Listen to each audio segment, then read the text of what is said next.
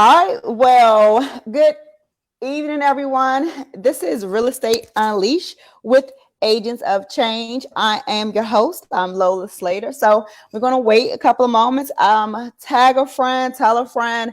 We're going live today, and we're going to talk about, as promised, we're going to talk about have our guest on today. His name is Mr. Daniel Pete of Apex Mortgage, and I've been getting a lot of requests. People wanting to know about what about that 0% interest rate? Can I still sell my home? Can I still buy my home? So you guys tag a friend, tell a friend that we're going to get all those questions answered that you guys have been thinking about that have arisen during this pandemic and at the start of it when the feds cut the tax rate to 0%. So if you're someone who you're thinking about selling and you want to know, will that 0% help your home be sold quicker, or if you're someone who is still thinking in the market to buy and you're thinking about how can that 0% help me, and bring all your questions. So tag a friend, tell them, it's Lola Slater with Real Estate Unleashed with Agents of Change, and we're about to go live.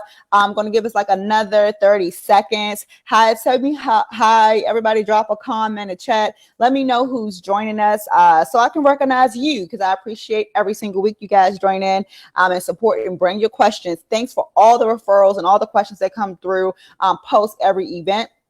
Every live segment. You guys send great questions, great feedback. So again, tag a friend, tell them this is Real Estate Unleashed with Agents of Change. And I'm about to bring on our guest, Mr. Daniel Pete. I'm having a terrible connection. I don't know if you can hear me or not. Yes, we can't hear you, Can Mr. you? Pete. Yes. Okay. So you I stay can where hear you you better are. now. Great. All right. Let's stay in a good area. So how are you today? I'm sorry, I didn't understand you. Uh-oh. So how are you today? Can you hear me? Oh, I can hear you now. I'm doing great. Awesome. Awesome. So just tell everybody your name, tell them a little bit about yourself, and then we'll start with some questions. Okay, great. Well, my name is Daniel Pete. I work for Apex Mortgage. Just to let you know, I've been in the business for 23 years. I've been doing financing, home purchases, things of that nature, USDA, VA. So I'm well versed on a lot of the programs and products that's out here. And basically, I'm just here to help any way I can. I'm very passionate about what I do, and I've been living in the DMV for all my life. So I do know a lot of the areas, and I just consider myself an open book. If I don't have the answer, I'll find the answer for you. All right, Keep it awesome, simple. awesome. So you guys, we have over 20 years of experience on with us right now. So this will be a great time to tag your spouse, tag your friend, your parents, whoever you know that's in the market to sell their home or buy the home. And just for yourself, just unsure if you're a real estate agent and maybe you haven't had a conversation with your loan originator, and maybe you're at a point where you just don't know how to get that pipeline moving. You have buyers who you were working with, or you had sellers who were, about to or already signed that listing agreement or that buyer agreement, and they no longer want to move forward because of the current condition and environment with the pandemic. So this is a great time and a great opportunity for you, all real estate agents, to get on right now, ask your questions, and really just get the truth.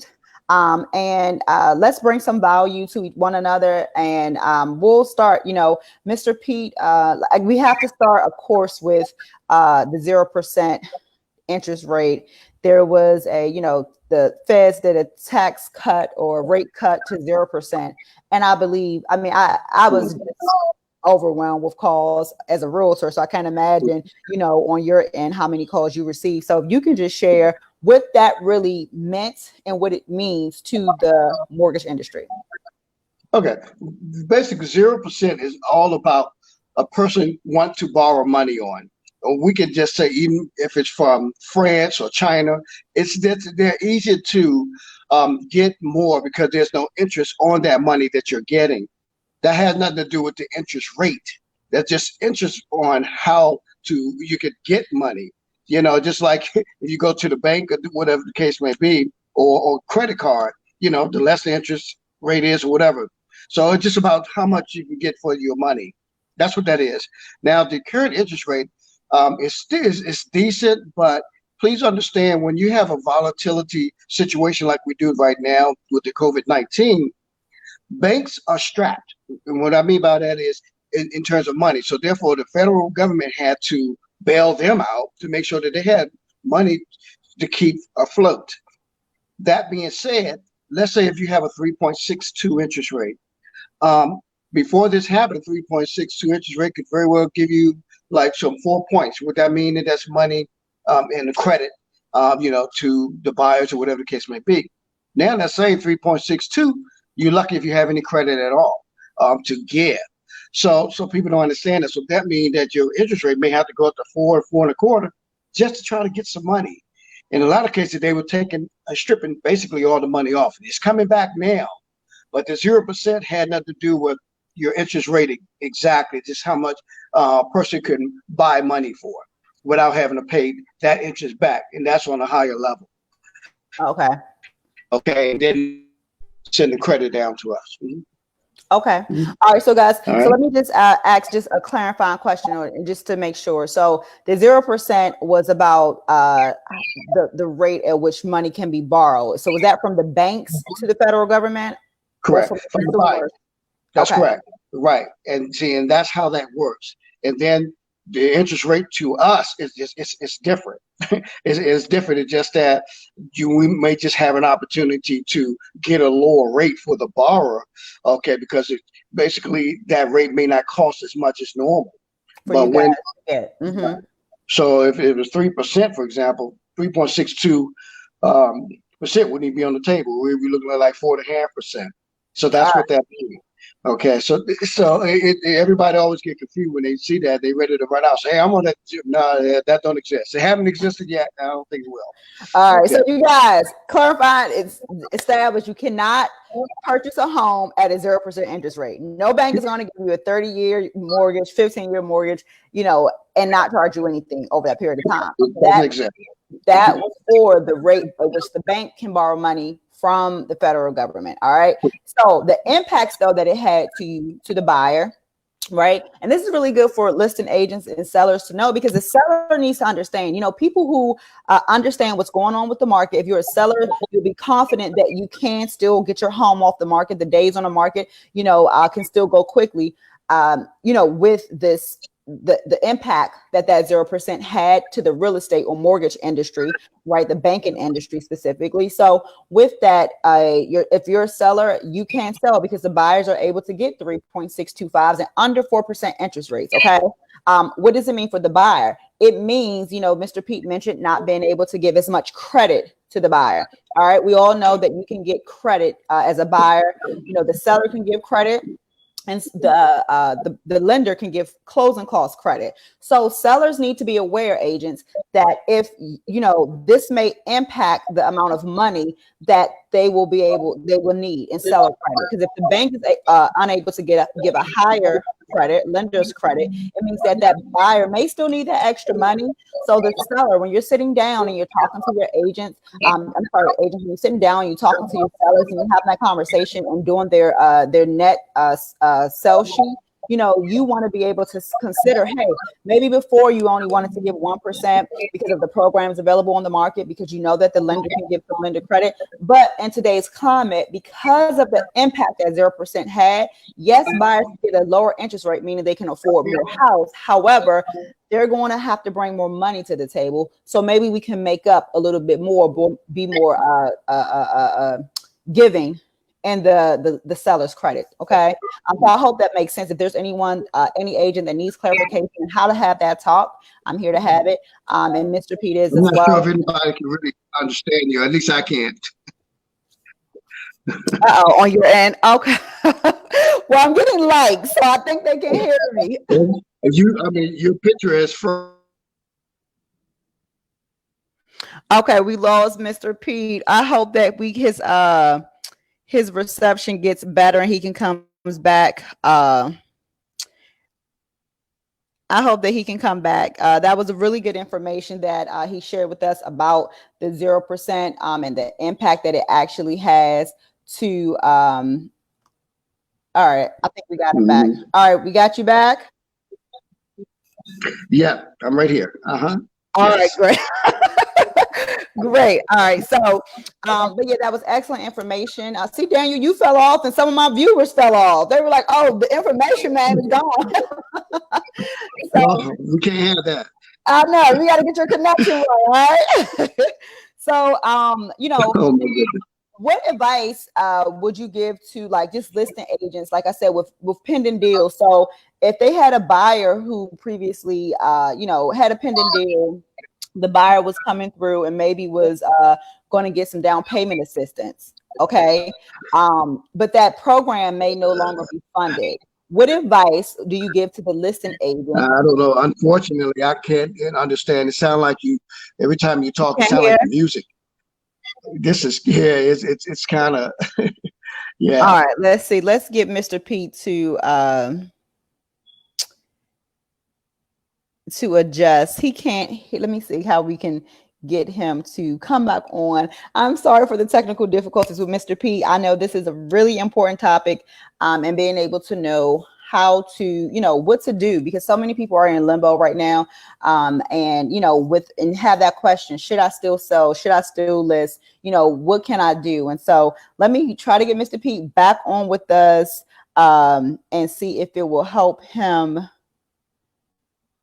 to be able to come on and be clear. And if not, if you're an agent, give me some more questions. I'll send them all to him. I have him do a recording and post it, because it's important to know, how do we get our sellers to move? How do we get our buyers to buy? Who should you be targeting right now? If you are, maybe you're having problems with the sellers and you want to switch to focusing on buyers, and that's perfectly okay. And if doing that, like, who should you target? Who's an essential employee? Who's still employed? Yes, there are, just hundreds of thousands of people who are at home right now and impacted by COVID-19, but there are still so many people who are essential, who get up and go to work every single day. And these people should be the people that you still have conversations with about being able to buy a home and about being able to sell their home, because they have not been financially impacted where they're unable to buy.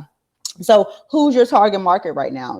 Who have you been focusing on? Who's in your sphere of influence? How are you, who are you focusing on? And so the market of real estate is still alive and vibrant. It's just going to take an agent, to be creative, to step outside of your normal, your usual, your comfort box, right? That we all get in, I'm included. So it's just going to take some time to be able to. So we have some questions. Hey, Britton, like you. Okay, I see. And James, what advice do you have for buyers looking to get loans, but because of the circumstance, two things affecting them? I'm waiting for your two things to pop up. Let me see if they have been furloughed or lost employment. All right, Daniel. Yes, I'm back again. Okay, can you hear me clearly now? Yes, very clear. Okay. Great, because everybody can. All right, so we have two questions that came up. James P. Courtney asks, what advice do you have for buyers looking to get loans, but because of the circumstances, two things are affecting them. They have been furloughed or lost employment. They have no income, and they had a score, and now lenders have increased credit score to qualify. That's a really, really, really good question, James. So Daniel, I'll let you go ahead and take a shot at that. Well, unfortunately, you just started sounding like music again. But if you all can hear me, when it comes to like furlough loans and so forth, yeah, that is always going to be difficult. And the main reason is because it's all about your employer, whether or not they're going to give you something to state that, okay, well, they just furloughed for a while and it's going to continue until such date. So which means that you're going to need something to have a specific date of that furlough where it's going to be uplifted, because they have to be able to account for, the amount of money that you're going to make, whether it's now or in the future. Yes, it doesn't mean that you can't look for a home or anything, but to get the actual approval on that home, you have to show income coming in. The fact that you furlough, that means that you're probably not getting what you would normally get in terms of your finances, whether it's monthly or whatever the case may be. So it's going to affect your overall picture. So the only thing I can suggest at a point like that is still look, and stay in contact with HR or with your company and try to find out when they think that they're going to be able to start bringing you guys back in. And of course, I think they're doing just like everyone else is doing, is looking at the news and trying to see, what information they can get so they can start making some decisions, on their company when to bring people back into the buildings or off a furlough, if you will. Yeah. And that brings another good question, a follow-on question to James' question. And that is, so say, all right, you're furloughed and say, now bills are taking an impact. You're back doing the music thing again. Oh, this is funny. Okay. I don't know, Daniel, but can you hear me at all now? Say something again. So can you hear me clearly now? Nah, it's still kind of crazy. Okay. So I do apologize for this technical difficulty here. It's okay. We can hear you. But look at his second question. He said they had a score. Now lenders have increased the credit score quality. I'm even trying to go outside to try to get a better signal, but I'm not sure. It's not working. So can you hear me now, Daniel? No, you're still not. Daniel's reception, you guys, is not doing him any justice today. And this is a very important topic. We are so anxious to know. James, we want to get your question answered. I'm going to send your question to Daniel. And again, I'm going to have to do a recording to answer questions, to talk about these things. Unfortunately, where he works in his building, his reception isn't really good. But, like I said, I'm definitely going to. Yeah, you're coming off and going in, Daniel. If we're going to send you some questions, and if you could record, and I'm going to post it and make it available so it's uninterrupted. And, what he talked about and asked about is, banks now having a higher score needed now, a higher qualification for people to get loans. I thought about it, a follow-on question. 40 and above. Yeah, and I saw an article earlier today. I believe it was Chase or something like that. Wanting I think I saw a 700 credit score, something that was really ridiculous. In terms of affordability, right? And you don't have to have a 700 to mean that you can afford to buy a home. So what impact can you foresee banks with these restrictions happening? For people who, if you were furloughed and you became late on your bills a couple of months, how can those remarks or that time be explained? How will banks be accepting of saying, hey, well, from March or April to I don't know, 2-3 months out, if they can letters, how can that be forgiven, or how can I explain? Will that prevent someone in the future who, once they aren't furloughed, to be able to get a job again during this time? Can they explain that? Right. So that's a difficult, but it's a good question. Well, the good thing is, like, let's use FHA, for example. FHA do have what is considered compensating factors. And that, in this case, would be a compensating factor. That would be an extenuating circumstance that you could not, control. This is way beyond any of our control. So they will take that in consideration. But a point you made that they would also have to keep in mind, if you always paid your bills on time, that's great. That means because they got something to go back for the next 12 or 15 months, if you will. So that's very important right there. So you can't just say, okay, the reason why is this, and then they go back, another 6-12 months. It look like you've been having these same kind of issues. So was it this, or this is an ongoing situation? And one other thing I wanted to share, I do have a lender. We still do go down to 620 in some cases. So I'm fortunate to still have a lender that will do 620. But I would prefer somebody to be over 640, because the lower the credit score is, the more it costs. Okay, so which means that I wouldn't be able to help or borrow out at all, if they needed some lender's credit. Okay, so the lower the score, the more it costs for that rate. That kind of thing. So please keep that in mind. Okay. Yep. And James, I saw your other comment about 700 plus scores. Yeah, I did see that. So it's important, there's, you have direct lenders like banks like Chase and Bank of America, or maybe you're with the credit union. Those are direct lenders. They have the money.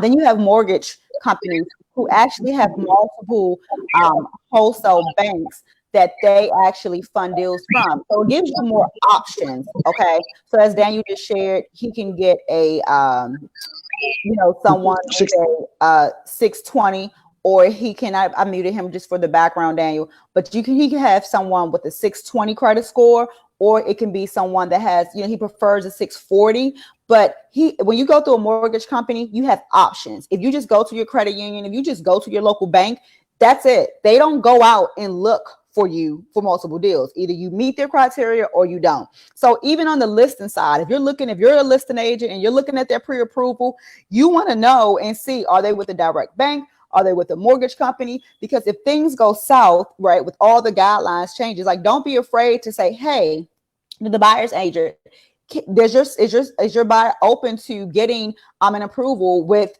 this specific mortgage company or this specific lender? Give them some options, right, so that you can have a backup. And they do it in new home sales all the time. If anyone has experience in new home sales, that buyer can purchase, bring their own or use their own lender. However, they ensure that they're already pre-approved through their in-house lender. Okay. So it's okay to ask as a listing agent, to get that security and that assurance, especially in today's market. The buying side should be understanding. Okay. Because you want to protect the deal. As the buyer's agent, as the seller's agent, our job is to get that deal to the table. We have a fiduciary responsibility to our clients. So be open with one another during this time, realtors, to have the talk, to extend that olive branch, to be able to provide solutions so that you can ensure that deal gets to the table, that your client is satisfied as the seller, and also that for the buyer, the seller agent, they want to make sure that their buyer client is satisfied. So mortgage company versus bank, keep your options open, and agents encourage your clients to keep their options open. I'm going to take Daniel's mic off mute. And Daniel, so can you explain the difference in a forbearance and government-backed loan? Well, forbearance, basically that's an agreement that you make with your lender. So what they're doing is they're agreeing to maybe put some of that at the back. So in other words, it could be like 3 or 4 payments. So they may put that 3 or 4 payments at the back, so you don't have to pay it. So that's the agreed upon with the forbearance. And what was the other question? Sorry about that. So government-backed loans. Can you explain, the government-backed loans, and how does the forbearance impact the government-backed loans different from non-government-backed loans? Well, when you say government-backed loan, you talking about like an FHA loan? I want to make sure I'm clear. Yeah. Well, even FHA, they all can do forbearance. It doesn't matter. They can all do forbearance if you let them know whatever your hardship is.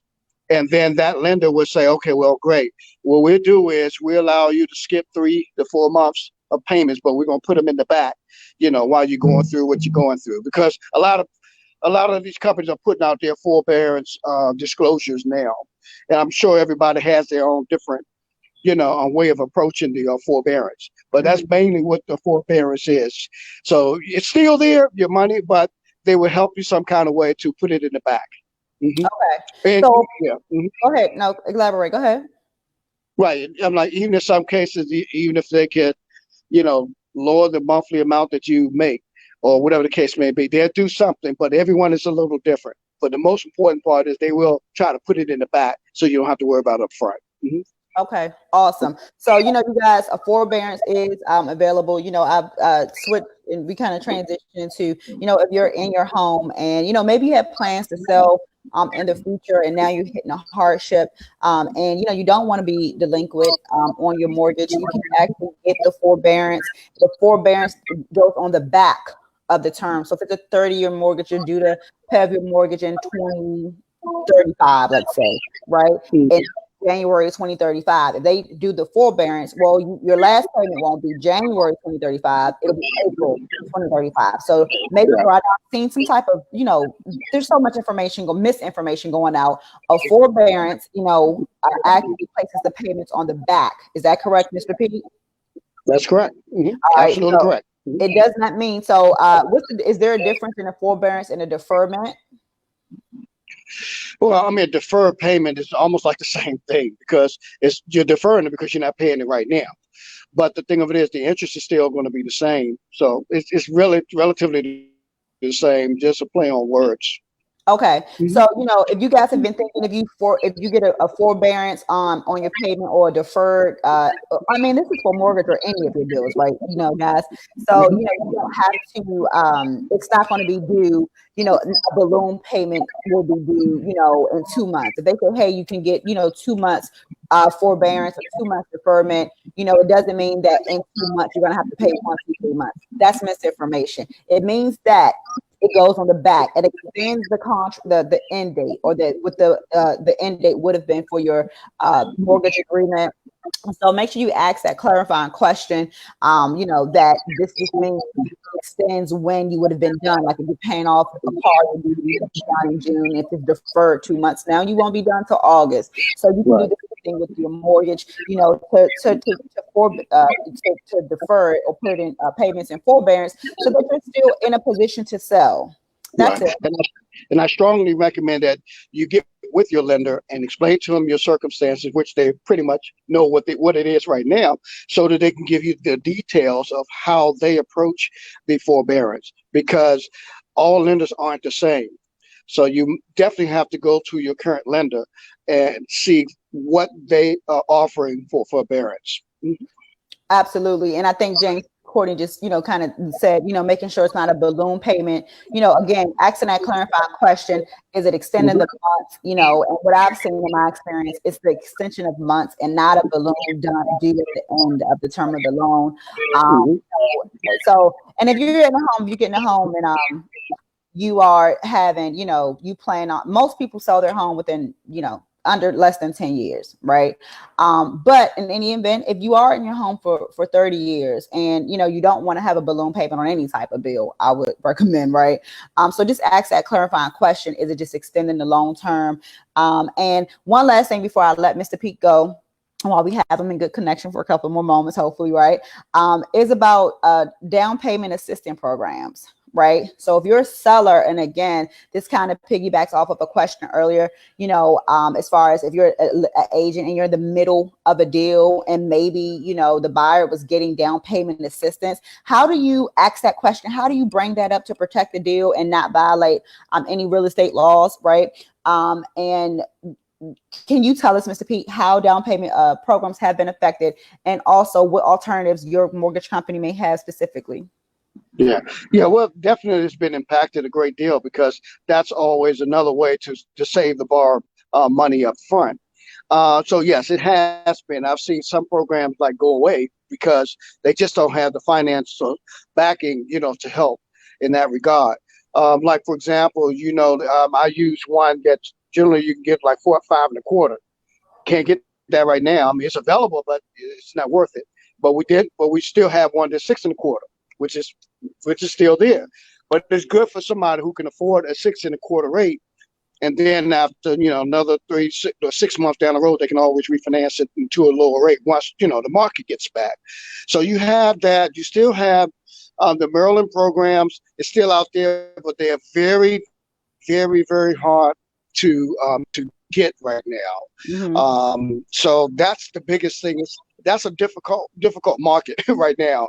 It's not as competitive because there's not a lot out here. So we just have to search. So we don't have all the answers yet. They keep on updating us. They'll let us know more, when others will come available. So it's really dicey. So, but if you do have a bar that is looking or do need help, bring them to me or whoever you're working with, and let's see what they could find out there for them once you understand their circumstances. I mean, they may have money, they may not have a lot of money. We're trying to give them what they need, to make the deal work. Mhm. Okay. All right. So, you guys, again, I'm just going to mute so you guys don't hear an echo, but he's offering some really great alternatives, and being able to, like he said, explore your options, talk through it. There are in-house programs, there are government funded programs. So even when you can have a hit on the government funded programs, there's still some alternatives and options available with your in-house lender. So ask the question. Ask the question, open up, don't think that the deal is dead. If you are the buyer's agent or the listing agent, do not think that your deal is dead. Be able to explore, ask questions, not to just whoever pre-approved, but ask everybody. Ask another lender, ask another realtor, ask everybody, you know, so that you can have some options and you can save your deal. That's ultimately your job, to save your deal. And that's what you really want to focus on. And so as he shared, you have government programs, you know, you have state, county, and then you also have in-house programs. And the in-house programs, again, you know, the banks are borrowing money for 0%. So their programs, of course, if they're able to, you know, the interest rates for their programs are set most times. So, you know, they are still pushing their programs, and, you know, for you to be able to get that in-house finance. And so don't be afraid, you guys, to ask and to explore your options. Okay. Mr. Pete, I want to bring you back on for any final statements. Thank you so much for everything that you shared. Can you leave us with some final statements, some contact information for you? Yeah, well, I'm sorry, I'm trying to go to my car. My phone about to die. So you have to excuse me. Give me a second here. Got to plug this in. All right, answer. Now, what did you say again? I apologize. No, was just saying, you know, do you have any final comments, anything that, you know, you want to leave anybody with, and also give your information, how anyone can contact you? Yeah. Well, first of all, I want to say stay positive and believe that there's a lot of deals still out here to be had.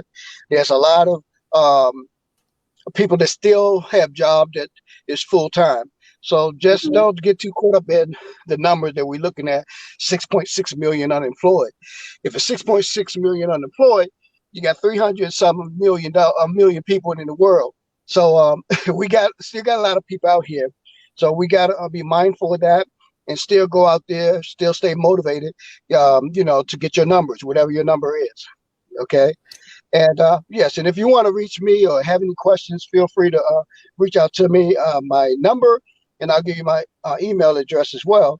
My number is 443-577-8956. And my email address is D as in David, P as in Paul, E as in Edward, E as in Edward again, T as in Tom, E as in Edward, .apex, APEX, @gmail.com. All right, awesome. Thank you so much, Mr. Pete. And look, now we have no echo. Your reception is good when you finally sit in the car. Well, thanks for sitting in the car at the end of our live. Yeah, exactly. That's what it is. I need to be in my car. All right, you guys, thank you so much for just for joining today. And like I said, as promised, you know, we had Mr. Pete on to talk about the money. It's very important. No one, you know, I don't like going to the mall and window shopping. I don't know about you. However, I feel that first things first, and just truly understanding the financial market right now, so that if you are a seller, you can take action and know that you can still sell your home today. As he shared, there's still, you know, 300 plus million people still employed, who are essential, who are going to work every single day. So let that be your target. Let's be creative as realtors in how we advertise and who we're advertising to. Who's still clicking and looking for a home to buy? Okay, so let our intentions and our marketing be intentional.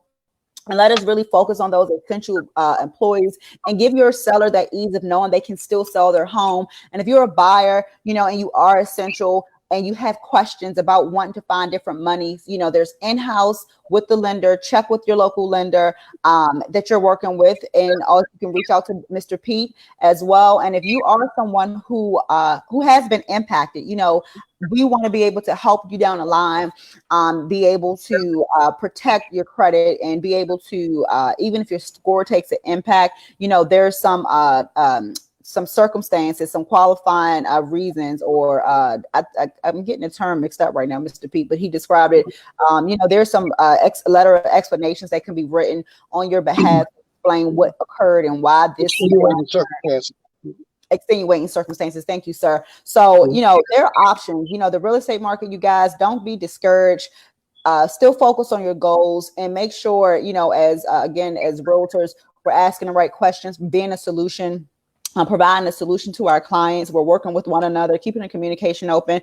And as any, you know, I always open that you guys can email me call me, text message me. You know, I'm here to serve and just bring value to our local community. And that's what Real Estate Unleashed with Agents of Change is all about. You know, coming together to bring you guys education, experience, and all things real estate to execute your goals. So I'm Lola Slater. I'm going to sign off. And again, I have to just thank you guys for coming. Thank you, Mr. Pete. And everybody have a great evening.